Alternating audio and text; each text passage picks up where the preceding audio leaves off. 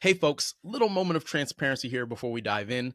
We experienced some technical issues with Charlotte's video file. What that means for you is that this week's episode is less of a look, more of a listen. So if you're watching, it's just going to look different than some of our other content. And if you're wondering why, that's why.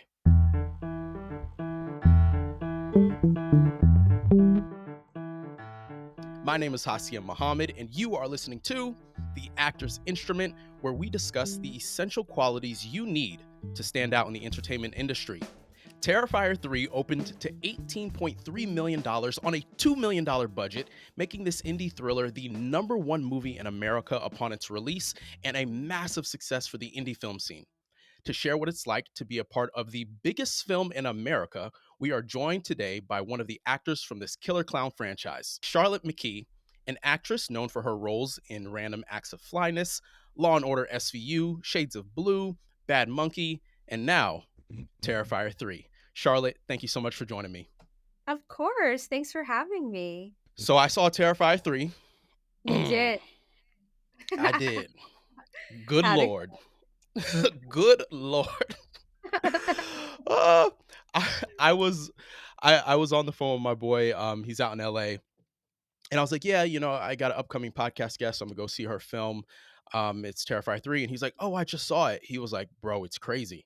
And I was like, yeah, I like horror movies, He's like, no, bro. He's like, this is some of the craziest shit I've ever seen. And I was like, well, like how crazy could it be? I was like, okay, let's take the Alien franchise, right? Because Really? that's kind of known for like just these like sick and crazy scenes. And I was like, how bad is it compared to Alien? And he was like, well, on a scale of 1 to 10, Terrifier is a 10 and Alien is a 2. Yeah, I would say like a 3. Yeah. And so then I was a little nervous. I was like, oh, it's gonna Ew. okay, and I'll go on to see it by myself. Okay. Um, for anyone who's listening who hasn't seen it yet, I can concur. Alien's about a 3 and Terrifier's about a 10. It was crazy, but honestly, I enjoyed it. Like it wasn't scary for And me. yeah, I didn't think it's It's scary. not, yeah, like it wasn't scary. It was just like disturbing. That's a Yeah, good way to put it. gory, it's graphic. It shows things Mm-hmm. that an R-rated movie would never show. Um, Yep. it crosses lines that Hollywood refuses to cross. Um, Mm-hmm. and it does it all in front of your face on the big screen. And I think well, it's definitely an ode to slashers, like 80s slashers and like the classic slasher movie trope. And I Mm-hmm. think for what that is, I think it does an amazing job of doing it. That being Yeah. said, that genre is just not going to be everyone's cup of tea, and that's totally acceptable and normal and fine. Like if you're like, "Oh my god, Terrifier is so scary." I get it. That's why I was so glad that Rotten Tomatoes posted my scene so I can just like send it to my family members. And I'm like, hey, you don't have to watch this really scary movie. You could just watch this little clip. And like, that's it. That's all you gotta do. And you could buy a ticket and not even go. That would be great. LOL. That was one of my questions. I was going to ask how like your family and friends are reacting to it. Are they seeing it, or are they just sitting with the scenes you send them? Well, my 7-year-old mother is definitely not going to go see it in the theater because she would just be so scared. But my brother, who's a bit more adventurous and young and into cool like horror movies, is gonna go see it. And it's almost like for a younger audience. So I would say like my younger cousins, my siblings, people like that are definitely going to theaters. They're going to see it. They love it. Mm-hmm. And then like boomer generation, like my mom and her siblings, maybe not for them. And look, that's fair. That's It's fair. fair. You were well, because the premiere was here, was Staten Island, right? No, it was in the city. It was at the Oh, Union Square, Regal. oh, sick. Yeah. How was that? Oh, it was fucking awesome. Yeah. It was like a cast party and like a rap party, but like our agents were there. It was like anyone who had a hand in making this film. Hmm. They came to the premiere, and it was just like a big like party, like a big celebration. Like, look what we fucking made. Like, we're watching the movie together and the reactions. That was the best part of like hearing people react to things on screen and like seeing their work come to life. And I don't know, it was so cool to like, it was like such a family vibe too. Hmm. Like, it was just good vibes. I had a great time. Everyone's so nice. And it was just great. It was like a big celebration. Sure. That's what's up. That's dope. Have you ever seen yourself on the big screen before? Like a movie theater screen? Yeah, like No, I haven't. That was that. a very surreal experience. I bet it was surreal watching it because another friend of mine is in the film. Oh, really? Um, What yeah, character? yeah. Andrew Hollinger. He plays the elf, He was so funny too. It's so and it's funny because I swear, like, the movie has like a main plot with Sienna and Art and all these main characters, but then there's so many side vignettes, and they're so yeah. fucking funny. And his part was one of the vignettes that I just thought was so funny, like his reactions and like A- I don't know, everything was so fucking funny. And what was even more funny was like that. Like I was like, this is like just literally his bag. Like this is his wheelhouse. Like That's like it his was so it was so perfect. I was watching it and I was like, yeah, who else would they gonna cast? Like this is yeah. he nailed it. He was great. He was exactly what it should have been. It was perfect. And you nailed it as well. You nailed it Thank as you.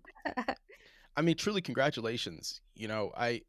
I think, and we're talking about like you and Andrew's roles, which maybe you didn't have a crazy ton of screen time, but I kind of not just about Terrifier 3, not just to blow smoke up your skirt, but I was talking to someone recently, and I was like, I got a lot of respect for like those horror movie actors because like if you don't really give it everything, like if you just treat it like, oh, it's just a horror movie, it's gonna be so terrible. Yeah, for It's gonna sure. be so terrible. And so I just love watching actors, really give it their all and do their characters justice, no matter what role they are playing in the story, whether it's the main plot or one of these crazy subplots. So I had a high school theater teacher who I loved, and he said there are no small parts, only small actors. And I yeah, always think about that, like even if it's one line, like what can I bring to this creatively? What's possible here? Just yeah. acting is fun. Have fun. Upon its release, this was the number one film in America, I know. Isn't that like for that crazy? weekend. And the number is actually a little bit higher if you include Columbus Day, because it's a holiday Mhm. weekend. You get Right? the 4-day weekend or whatever.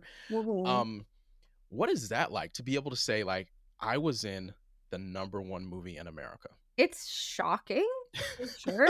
When I got the offer to do Terrifier 3, I knew Terrifier 2 was a big hit, and it made a ton of money, and it has a huge fan base.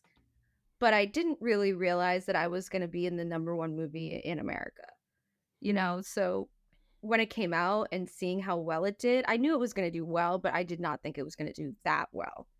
And it's Yeah. just so crazy to see like David, his star meter.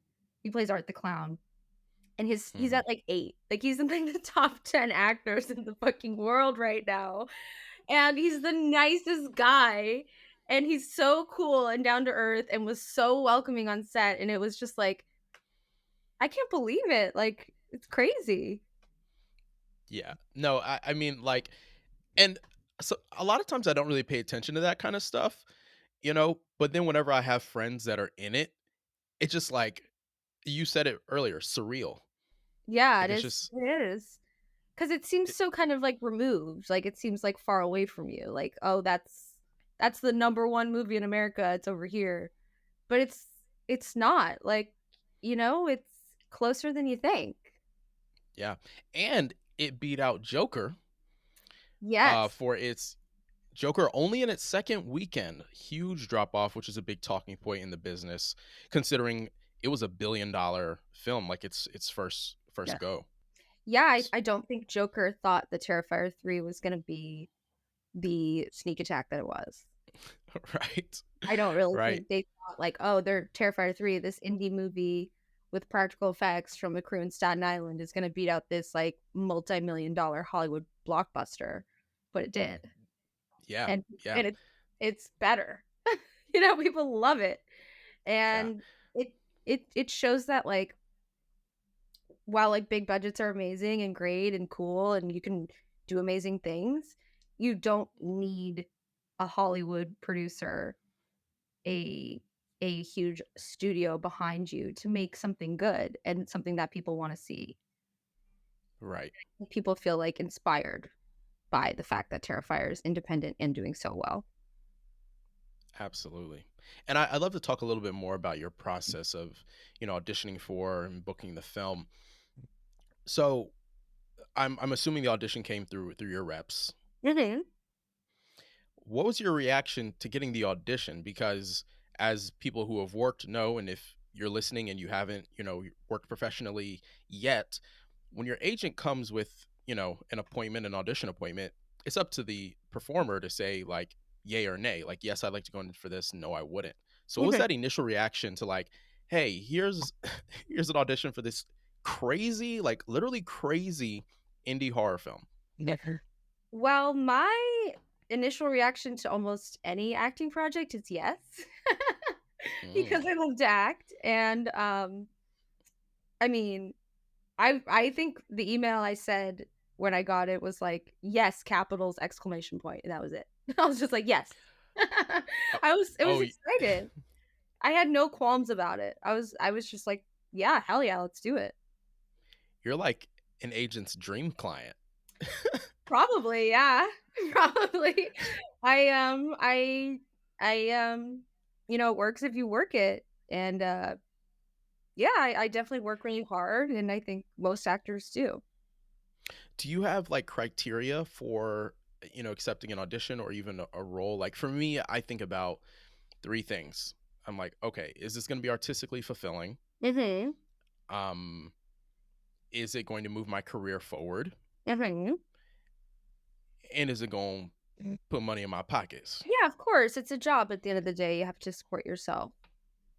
Yeah, I mean, those are great, great questions. My number one question is, do I like the script? Do Hmm. I want this footage of my do I want to be part of this project?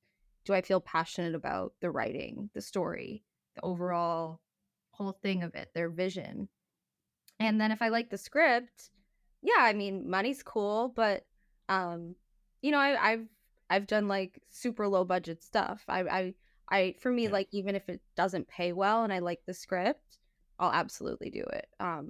Just because I love acting and I love making movies. I just love it. So yeah, I like to get paid. I don't do it for free anymore, but um, if it's a good script, I'm down. Well, I think that's really cool because, I've met actors who, you know, if it pays below a certain amount or if the role isn't of a certain size, it's like, I'm No, moving I'm not on. like that at all, and my agents are actually like, "Charlotte, like, you really wanna do this co-star spot? Like, you've had bigger parts, like, why do you wanna do a smaller part?" And I'm like, "Because I wanna work, because I wanna be on set, I wanna fucking live my Yeah. dream. I don't care if it's one day of work." To me, it's the dream. So it's not like awkward at all because I know you had a really nice guest star on Law and Order, which millions of people saw, right? That's not awkward at all going from a role that's like that size to maybe a co-star or, one of these smaller supportings in a film.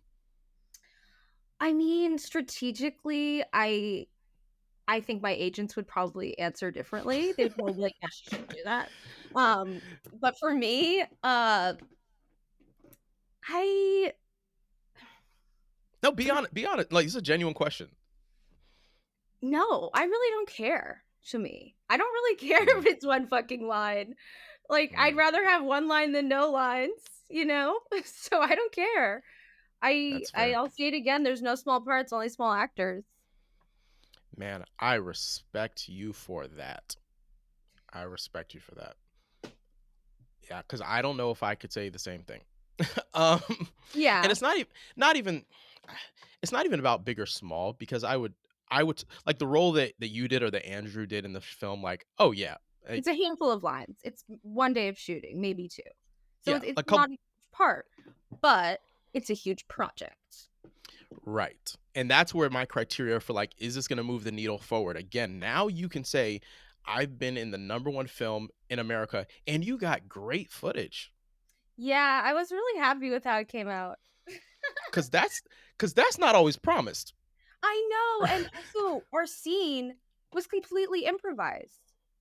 On paper, it was one line. Really? It was one line and it was one girl. And the girl was called like Girl at Bar, and she said like take a picture with me. And that was her one line. And when we got there, we just improvised the whole thing.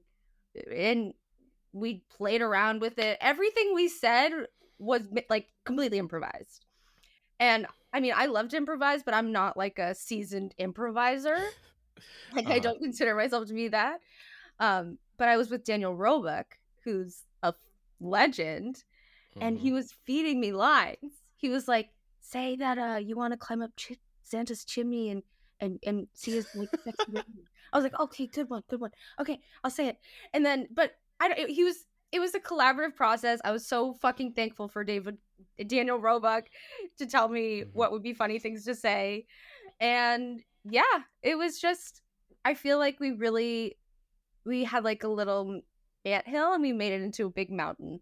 Like it could have been this really small moment, but we decided to make it like this bigger moment that was more fleshed out and funnier and added a little spice to the movie. I absolutely love that. And I could not tell watching it that, Yeah, it's all made up. Like none of that is scripted. and now that you mention it, I'm like, what else was improvised? Because that movie was so crazy. Oh, I know for a fact that like a lot of the scenes were improvised. A lot of the like moments that made it to the final cut were not in the script.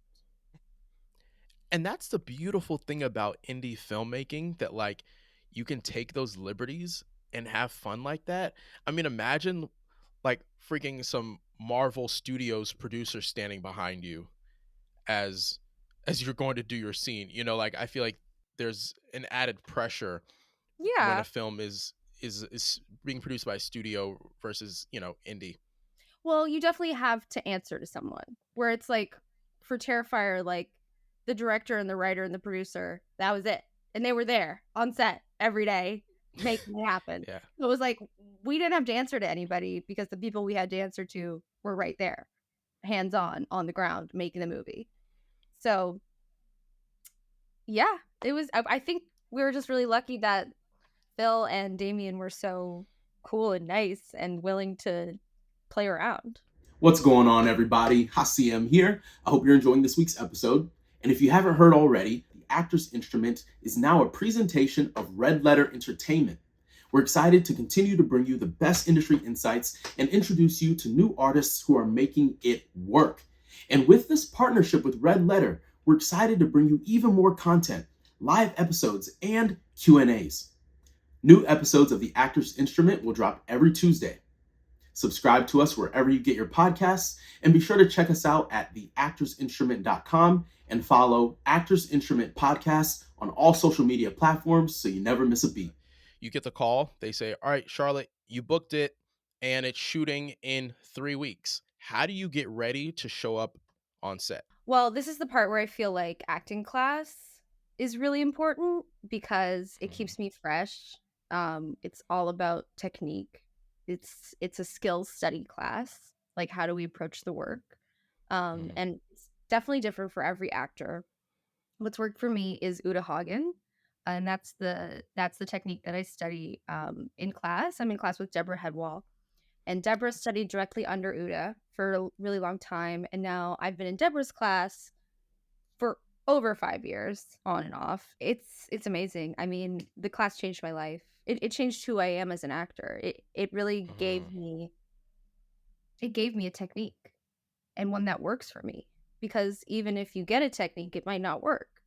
But this Sure. one really works for me. And Uta Hagen's method of like the 6 questions, like asking, who are you? Where are you? What are you doing? Previous circumstance, those meaty questions. And just really like not even having to answer all the questions, but just asking as many questions as possible. Like, what was I just doing 5 minutes ago? What was I doing 10 minutes ago? What happened? What happened an hour ago?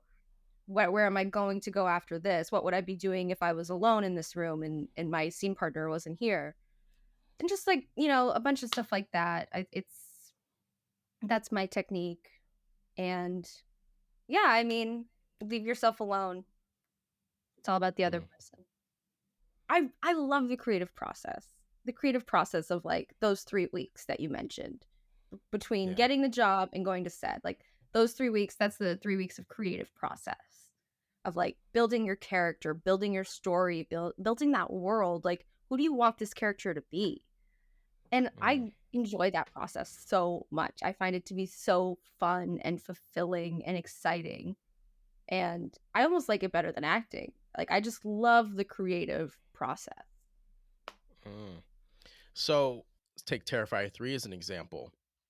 So I'm assuming you take the script, you know, unbeknownst to you, there aren't many lines written and then you're going to improvise on set, but... So you got to kind of make it up. You make it up whatever you want. It has to fit in the world of the story. It has to make sense. It can't be like, you know, totally... Yeah, like your character couldn't be like a devout like Christian girl. That'd be weird. Like that'd be like where the fuck she's from the UK. So you can't do that. It has to make sense. But when you don't have a lot, you know, you can kind of do whatever you want and make the character whatever you want to make it. I actually love that, and I love that you take the initiative to do so.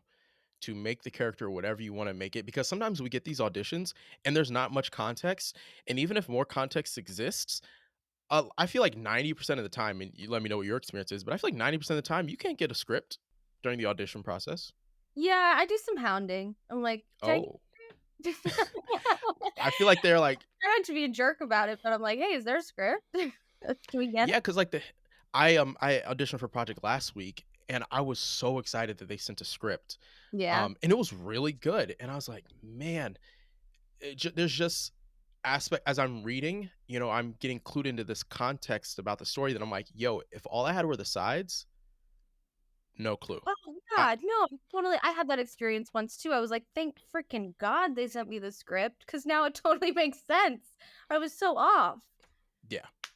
And I do feel like if you don't get a script, a lot of it is a guessing game. Like, is this right? I don't know. Yeah. Maybe. And it's kind of like whoever guesses the best gets the job, which is not fair and not really, you know, not really an actor's job. But, you know, that was what was nice about in-person auditions, is you could come and you could have this idea of what you thought the scene was supposed to be. And then the casting director would be like, actually, you're totally wrong. Do it again. And you'd be like, okay, great. Well, thanks so much for telling me. And do it again. Yeah. So speaking of these changes in our industry, right now that everything's self-tape, we're not in the room, you know, a big topic that's on everyone's mind is this whole survive till 25. This idea that, oh, you know, we did the strike and it was great and that's what we were supposed to do. And yes, it slowed things down for this year, but you know, we just need to survive till 25. Have you felt like the strike has slowed things down for you at all? Oh my God. Yeah, of course. Slowed things down for everybody. I mean, it just kind of put a pause on everybody's process. And that's why I think, like, if you're an actor today in 2024 and you've been doing this for a couple of years, you should be really, really proud of yourself, because there was COVID and then there was the writer's strike and that lasted for half a year. And then there was the SAG strike and that lasted for another half a year. And then there was the fallout of all the strikes, meaning Hollywood's budgets, their pockets were closed. They were like cutting as many corners as they could. So I think if you made it to 2024, 2025, whatever that is, as an actor, and you haven't given up, not even that like you're booking and you're making money and you're a star, but just that you haven't given up, like that is a huge achievement. I know so many actors that I started out with that do not act anymore. And I think if Yeah. you're still acting today, you're still trying, you should pat yourself on the back. I love that. Absolutely. And Charlotte, I wanted to ask you about another moment of adversity you've had to personally face. Um, Funnily enough, so did I. So I know that you were signed with A3. What was that period of time like? And for those who are listening who maybe don't know the full story, A3 Artist Agency, one of the biggest in the world at the time. This year it was February, went under. There were some bureaucratic things happening at the top level. And so then all of their clients were left agentless with no representation unless they had a manager, maybe. So I'm just curious, Charlotte, how did you deal with that moment in your career? Like you said, COVID, 2 strikes, and then just less than 3 months after the actor strike, your agency implodes. Yeah. Yeah, that was hard. That was really hard. Especially because I felt like I was getting traction. Like I felt like I was like Mm, getting somewhere. And then it was like, yeah. you're done. I still have my agents from A3. They're just under a different Oh, company now. They're now agents at CEST. So I was really lucky okay. that my agents went to another agency and that they were willing to meet with me and sign me and take me on Mhm. board when there were so many non-represented actors. Yeah.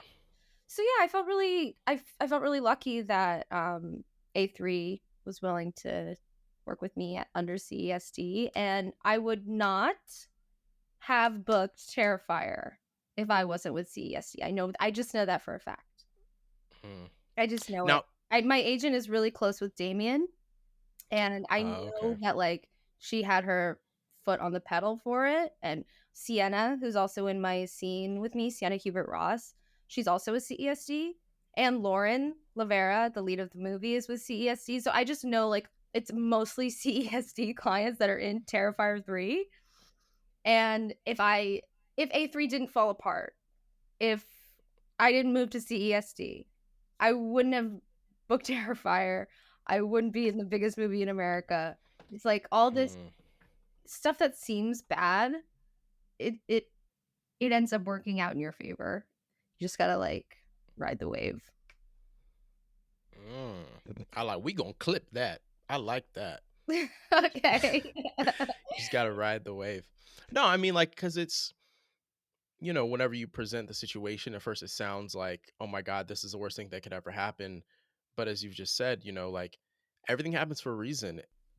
No, and exactly like also I read some interview with David Howard Thornton, who plays Art the Clown.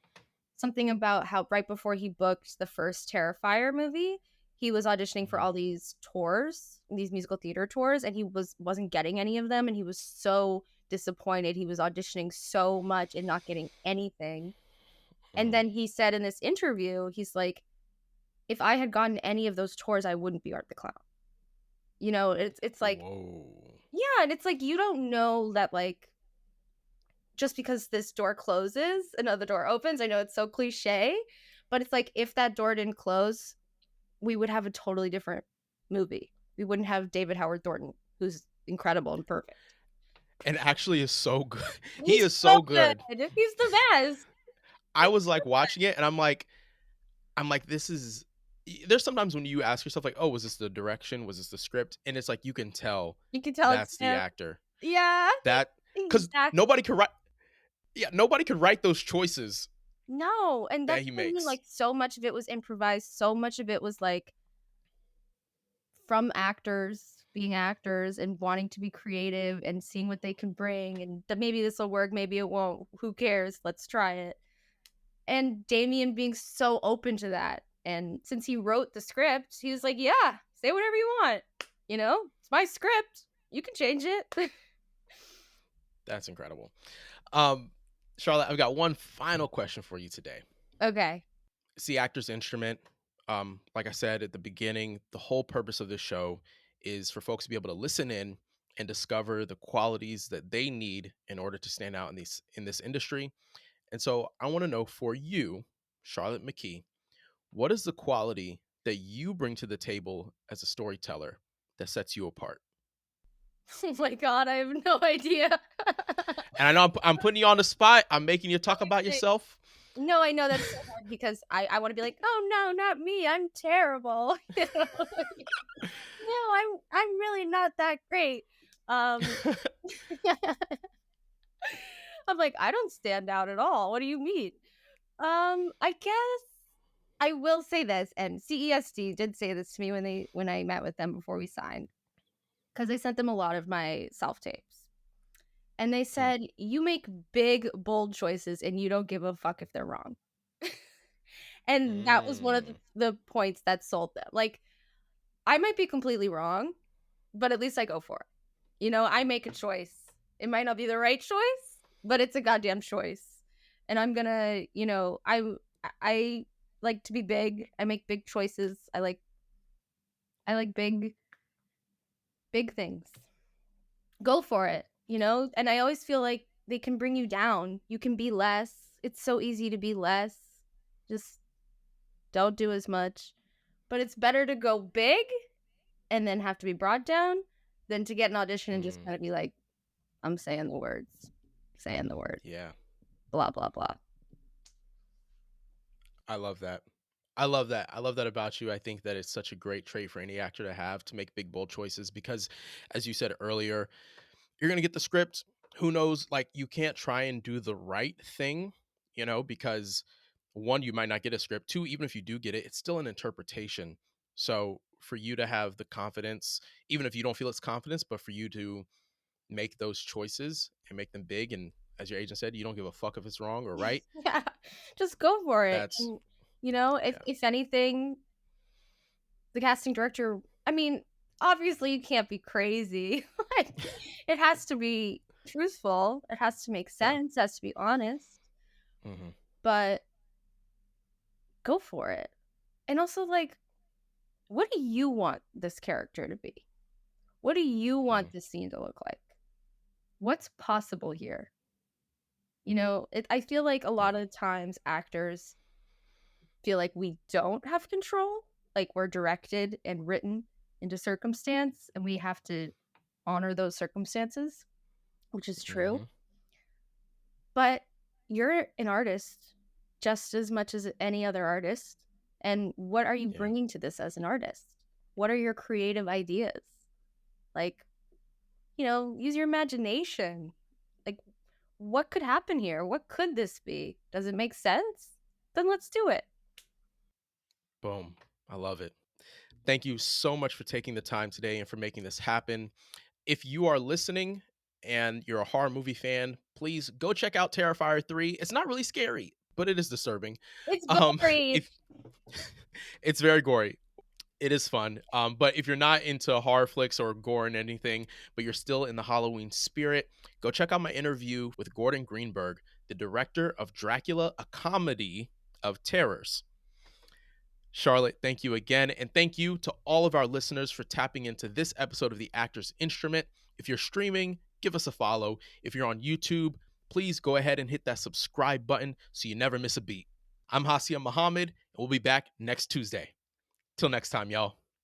Peace. Thank you for listening to The Actor's Instrument. I'm Hassiem Muhammad, and you can follow me at Hassiem Muhammad and the show at Actors Instrument Podcast on all social media platforms. The Actors Instrument is a presentation of Red Letter Entertainment. Executive producers, Adam Jellicourse, Serena Esposito, and yours truly. Be sure to subscribe wherever you get your podcasts and check us out at theactorsinstrument.com. We'll be back next Tuesday. Till next time, y'all. Peace.